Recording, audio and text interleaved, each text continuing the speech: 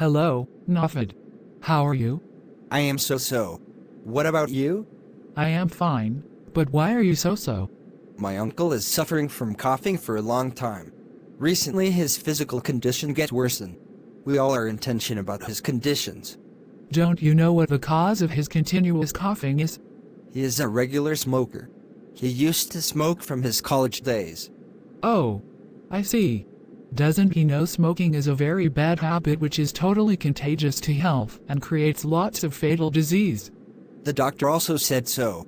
He also said that smoking might cause cancer, heart attack, high blood pressure, chronic lung troubles and some other serious diseases. The doctor said rightly. One puff of cigarette smoke contains 15 billion particles of matter which are fatal to health.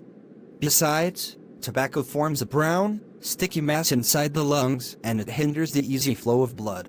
Then why your uncle is not giving up smoking? Is there anything good in smoking?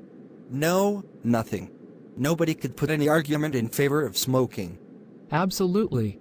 Remember that smoking affects not only the smokers, but also the people that may be around them.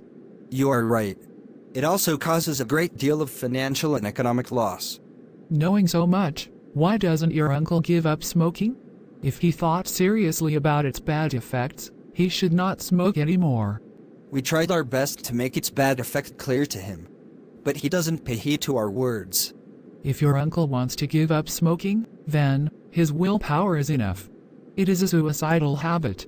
Yes, we know it is a suicidal habit that kills a person slowly and surely. However, he promised to give it up within possible time. That's a great wise decision. He should not smoke anymore. Remember that the sooner he give it up, the better it will be for him. Thanks a lot for your valuable suggestion. You're most welcome, dear friend.